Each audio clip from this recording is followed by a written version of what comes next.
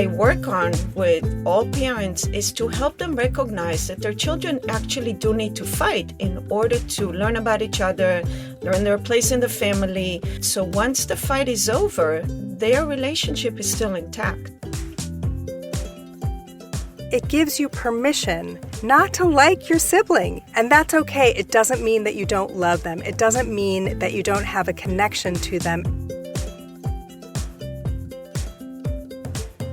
Hi, everyone. Lynn Smith here, and welcome to StrollerCoaster, a podcast that takes you on the wild ride of parenting that we're all on together. Created by Munchkin. No wonder they're the most loved baby brand in the world. We have got some fun coming your way because today we're talking about siblings. I'm going to talk with Dr. Siggie Cohen about her work exploring the relationship between siblings, both as a child development specialist and as the parent of 3 boys. Then we'll hear a story from Deborah Goldstein about how the relationship with her sister affects the way she parents her children.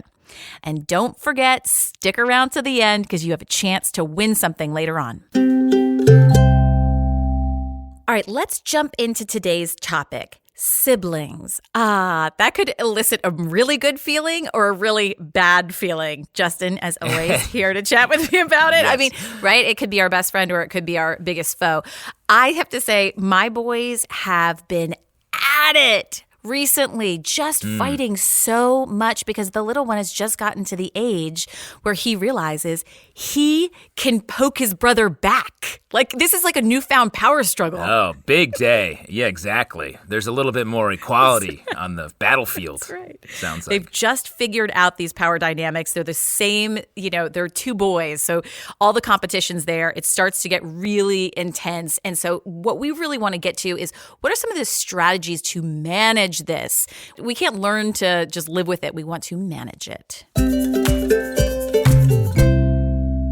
The thing is, brothers and sisters can be best friends or instant rivals and everything in between. So today I want to find out how siblings affect the lives of each other as they grow up. We're going to do our best to answer that question, which is why I'm so excited to talk to our first guest, Dr. Siggie Cohen. She's a parenting and child development specialist whose lifelong focus is on family dynamics. Simply put, she is a peacemaker, helping everyone in the family to feel better, communicate better, and to connect. Dr. Siggie, thank you so much for being with me. I appreciate it. Yes, of course. Thank you. I think a lot of people assume, well, you're the peacemaker, so your kids must get along great. Is there any sibling rivalry that you deal with? Well, not anymore because my kids are adults at this point. But yes, of course, that I dealt with it. And everything that I talk about in all the different ways that I explain how to help siblings actually get along is not to help them not fight, but to teach them to fight well. And so I did that exactly with my kids. And they are grown-ups and they do get along very well. I love that fight well. What does that look like? Right. So in most cases, parents tend to think that when the children are fighting, it's either bad behavior, they're doing something wrong, and they need to intervene, take sides, obviously, and manage the fight. What I say is, one, fighting between siblings or any 2 people is just part of human dynamic. We can't not fight. So the illusion of our children not fighting is an illusion. The assumption is an illusion. So what I work on with all parents is to help them recognize that their children actually do need to fight in order to learn about each other, learn their place in the family, understand human dynamic, help them fight their fights, manage the fight. So once the fight is over, their relationship is still intact. I love this idea that you have that we want to help our children manage their arguments, right? We don't want to tell them, just don't argue. But how do we do it? What are some concrete tips you can give us? So you walk in, they're in the midst of a fight, screaming, you become stressed. What you want is to remind yourself, fighting is okay. It's okay to fight. My job here is to guide them through it. You start by narrating. Oh, looks like you're fighting. I can hear. Yes, there's a lot going on. If you physically need to step in, you do that. stopping them from being physical with one another. No judgment, no lecturing right here. What is going to happen when they hurt each other physically? It's like, whoa, no. So once again, your authority, your guidance is right there, helping them recognize some of what is happening. Now, one is screaming, the other one is yelling, whatever it is. You're like, I'd like to hear what happened. You look at both of them. You can say something like, and I want you to know I'm going to hear both of you. Who would like to start? And you pick one. It doesn't really matter. Again, remember, in the back of your mind, it's not who is right and who is wrong. It's really just being there, witnessing, being present for what it is that's happening to them so they can actually help themselves. You start with one, you hear the story, you validate, you acknowledge, you have some empathy. Active listening is not adding any of your judgment. It's more like getting the story out. And then what happened? And he did, really? Wow. And you do the same for the other. While this is happening and they actually got a chance to tell the whole story, they feel heard. And right there, calmness actually sets in naturally, because feeling heard is one of the greatest feelings we can have. Now you look at them and you say, thank you for telling me. I love how you each explained what just happened. Now remember, this is not your problem. You're really just there to help them get through their problem. So you don't take the problem and decide what to do. You give it back to them. So what would you like to do? I heard your stories. Do you want to say something to each other? What would you like to do now? So they are part of the solution, not just part of the problem. It's so interesting that you say that. But what do you think some of the barriers are that are stopping parents from really understanding how our children relate to each other as siblings? What's stopping us from seeing this? Judgment. It's hard to say that we judge our own children, but we do.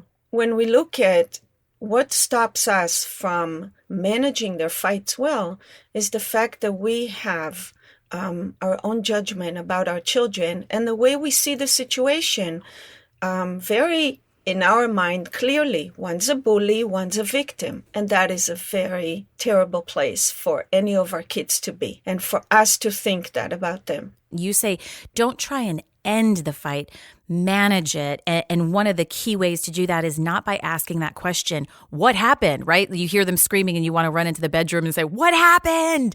It's almost like you're going to be the arm of justice. But what should we do instead of that? How do we effectively manage this? Right. So the question, what happened? And you're absolutely right. Because all parents do that. What happened? What's going on? What did you do? Right? There's always that, like approaching one. Puts the parent in a situation as if they don't actually know. Your children are looking at you and going, oh, you don't know what happened? So now we're going to tell you our side of the story. But actually, you are much wiser than that. And you absolutely have to present yourself to your children as that. So don't put yourself in a position of clueless, because you're not. I've also really tried to help my boys understand why they're so lucky to have each other. Like, the sibling relationship is really unique. I know this from having a sister. You might not appreciate it when you're young, but, explaining to them that uniqueness. How do we do that? You're absolutely right. But in the moment that they're fighting, and even in other situations, when we say stuff like that, it really is just a lot of words, very abstract, that don't fully mean anything to them. Because when your brother is annoying you right here and right now, you can't think of the future and you can't understand what the benefit of having him there. What you can do is, when you say that, because you can definitely tell them, yeah, brotherhood is it's a wonderful thing, it's important, and so on and so forth. Let me give you an example. And now you want to rely on their experience rather than on your experience. Your experience to them is abstract. Their experience to them is concrete. So remember when, and take a situation when they actually did get along or help each other or enjoyed each other's company because there was no other thing to do. There were no other kids. And right there, you gave them a very tangible, concrete understanding of the complexity of relationship. What do you think for one-child families out there? What can we do to help those children get some of the benefits of a sibling relationship? So sibling dynamic is not the only way to learn about relationships. When you do have siblings, this is your way. This is the way in which you can understand relationships and practice that. But we can't assume that an only child doesn't have opportunities to learn the same. Maybe it's a little different, but they can still learn. So there are many different types of dynamics, and absolutely you can expose your child to that. One is the relationships with you, cousins, friends, mentors, in different types of, first of all, absolutely school, enrichment classes, and so on. So you can expose, and I don't mean you don't have to do too much of that, but when you have an only child, you want to consider the fact that you probably need to do a little bit more to expose them to relations, to peer relations, in order for them to learn and practice that. Yeah, I've seen that from only children of the real special bond that they find, either in cousins or in best friends, and it is possible. What are some activities we can do as a family to help build a healthy sibling relationship? That's a great question, and I love that because there is an activity you can do. So take a random time, sit around the table, Taco Tuesday, pizza or ice cream. Some people do it in the car when they're driving to maybe, some distance, and they have that kind of time. And you say, here's what we're going to do. So I say 2 things about myself that I think I'm good at and 2 things I'm not good at. And I do that about everyone else in the family. We're going to go around, and while each one of us talks, everyone listens. One of the things we are helping our children here is actually active listening, but we are also learning to talk to each other about ourselves and one another and expose weaknesses and maybe even lacks without feeling put on the spot, without feeling shame or guilt, and without doing that, guilting or shaming to anyone else. We are learning about each other in such a safe kind of place. Children also get a kick out of that. They realize that it's kind of fun to talk about real things about each other and about ourselves, and notice when they go around the room and everyone else is hearing and listening that there is recognition, there is acceptance, there is actually validation. The ultimate peacemaker, you've certainly lived up to your name and inspired many of us to just reevaluate how we are managing this very complex but beautiful relationship between siblings. Dr. Siggie Cohen, thank you for being with me. Thank you. For more on Dr. Siggie, you can head to her website, drsiggie.com, where there are tons of resources. There are parenting courses and daily tips that can help you build a stronger connection to your children and between them as siblings.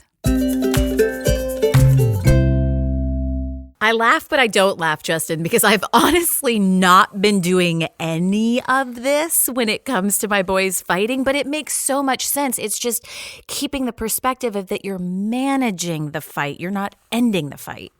It's counterintuitive, but it's absolutely right. Like, you can just hear the way she's talking about it. But the idea of walking in and calmly being like, I'm enjoying that you're having this fight, and let's manage this effectively. It definitely will take some practice for me to start doing that. It's managing my own emotions that Exactly. I have the biggest problem with. It's like, why am I getting angry and being a part of this fight? Why not just let them have at it? I just wonder whether or not there's so much of this that has to do with gender. You have 2 girls. Do they feel competitive about the other? And I think it's definitely with my boys, and I wonder if it's the same for the girls. I mean, I obviously, like you're saying, I don't have boys, but I feel like they fight like animals, like wild animals. So I don't know if it's a gender thing for me anyway. Do you feel like your boys fight more than other kids? Yes.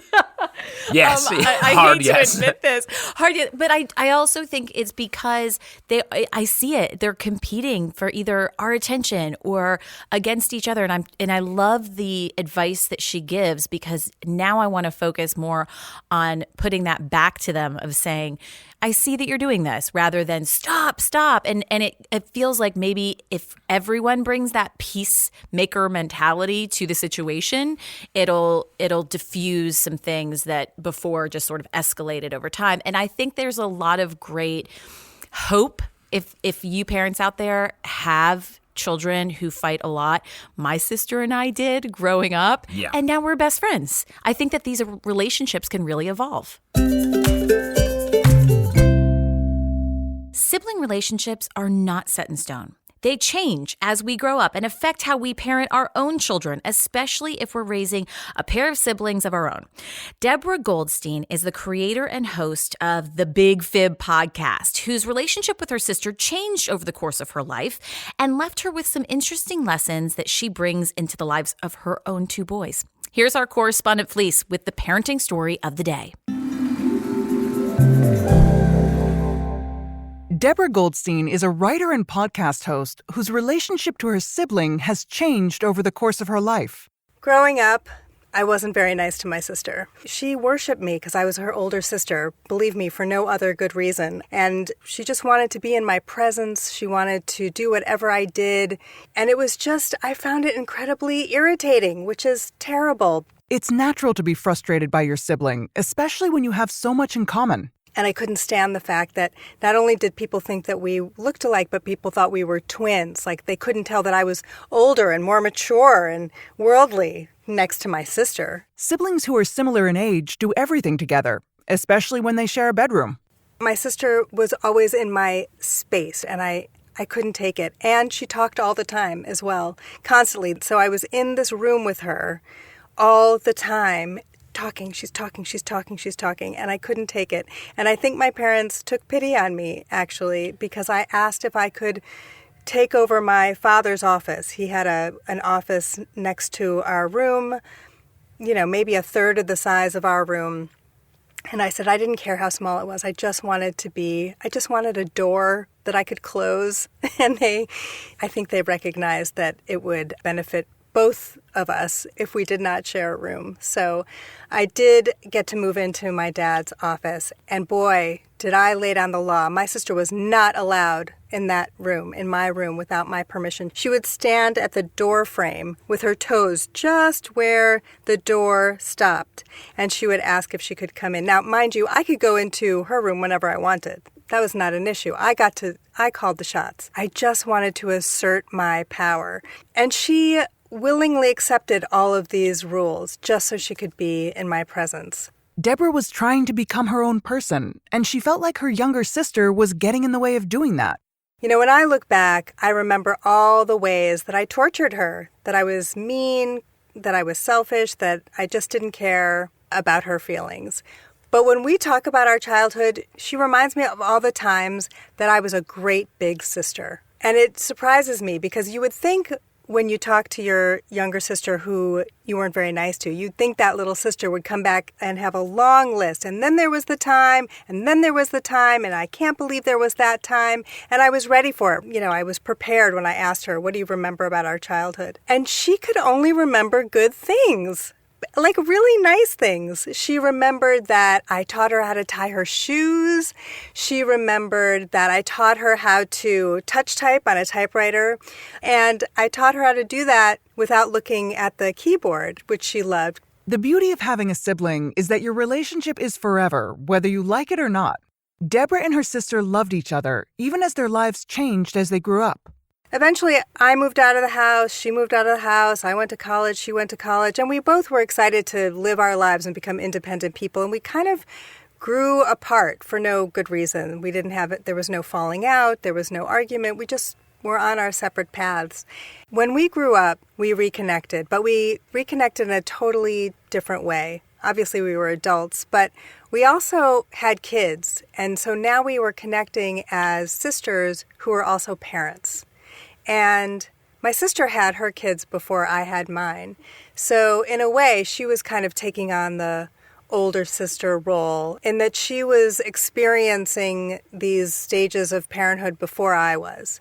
And I wanted to hear what her experience was, and I wanted to get her advice. And she was very willing to give it, and I think it really made her happy to play that role as well. And the other thing that connected us was that we could see in our kids the same kind of dynamics that played out when we were kids, right? Here we had two siblings. She had two boys. I have two boys. And the younger one worships the older one for both of us in both of our households. And the older one gets really annoyed with the younger one and doesn't always play fair and lays down the law just like we did, just like I did with her. It's kind of crazy to see those dynamics repeated. Not because we certainly didn't teach them to behave that way, but I think it's something very natural that a younger sibling looks up to their older brother or sister and wants to be like them and wants to be where they are and learn from them.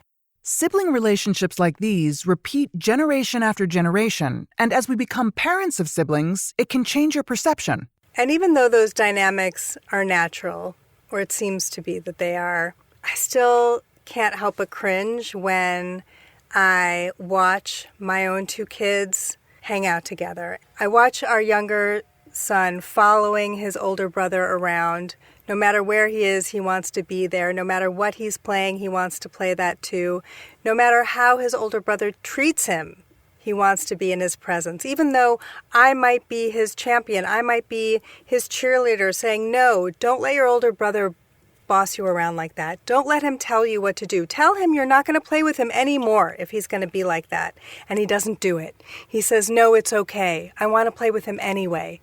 And I just want to say, no, you don't have to do that. You can, if he wants to hang out with you, you can call the shots. You can make the rules, but he won't do it because he can't take the risk. He needs to be with his brother. And there's nothing I can do or say to change that. And it's painful to watch. And yet, it's natural. It's so interesting how Deborah's sympathies are with her younger son, the total opposite role that she had when she was growing up as the older sister. It was only as they were getting older that I got this great bit of advice that I wish I had said to them when they were younger. I wish somebody had said to me and my sister when we were younger. And that was, you don't have to like each other, but you have to love each other. And I thought that was brilliant. Why didn't anybody ever say that to me before? Because it just allows you, it gives you permission not to like your sibling. You don't have to like them. And that's okay. It doesn't mean that you don't love them. It doesn't mean that you don't have a connection to them. It doesn't mean that you don't share a history and a bond that is forever. It's a nice message that can help define a sibling relationship no matter how old you are. Today, my relationship with my sister is pretty much like it was when we were little. We still bother each other a lot, but as adults, we love each other. And even though we are very different people, we accept each other for who we are, and we're grateful for each other. Deborah Goldstein is the writer and host of the Big Fib podcast and a big sister.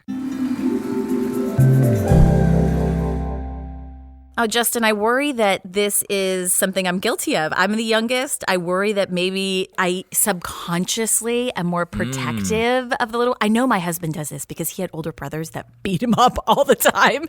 Right. And anytime my oldest even like pushes the youngest, he goes just berserk, like, don't do that to your little brother. I'm like, you are going through some childhood trauma, I feel like. See, I'm the oldest, so I was always and it's hard being the oldest. It's not easy to be the trailblazer child, Lynn, not to sort of be the older sibling here on this podcast as well. I do think about that you don't want to put too much pressure on the oldest sibling. Like, be the big brother. You're the one that's supposed to be the example. You're the leader. I would imagine, just from what you're saying, it is a lot of pressure on kids. Yeah, it can be. And there's also the stereotype like, oh, you must have been so mean to your little brother. And I just wasn't. I was like, this is my best friend. I'm not going to be mean to him all the time. I think that the dynamic is so different for every family. But the one thing that I know and have seen is that in your adult years is when you really connect with your sibling. I still to this day call it my sister, my older sister. I'm like, am I doing this right? Is this, how am I supposed to handle this situation? She is always going to be that big sister to me. It's just now I know the value of it. This is exciting. We have a special giveaway for you this week. 10 lucky listeners will receive the first ever UV diaper pail from Munchkin. It has this UV light to kill up to 99% of bacteria and viruses. So be the first 10 people to use the code FREEUV, one word, no spaces, during checkout at munchkin.com to get yours. That's the show, everyone. I hope you enjoyed it as much as I did. Thanks for taking this wild ride with us, and thanks to our guests, Dr. Siggie Cohen and Deborah Goldstein. As always, thank you for listening. That's why we do this. We are a community here at StrollerCoaster, and it's all about you. So spread the word to your friends about our show. And thank you to Munchkin. No wonder they're the most loved baby brand in the world. You can find all of your favorite Munchkin products at Target. Hey, Lynn, I just wanted to take a sec and tell everyone about our other podcast for kids called StrollerCoaster Storytime. This is for the kiddos. Listen up. I love this. It's right there in the same feed. It's a bunch of kids' stories that we have our own creative spin on. Check it out. And now something every parent can use and certainly deserves. A timeout just for you. Munchkin loves our planet, which is why they've donated 3 million trees to the nonprofit Trees for the Future. This life-changing organization works with farmers to revitalize their land, end poverty, and become food secure, all while improving the environment. So for today's audio moment of calm, we take you to one of the most beautiful places on the planet, the Amazon rainforest. Enjoy relaxing, and we'll see you next time on StrollerCoaster.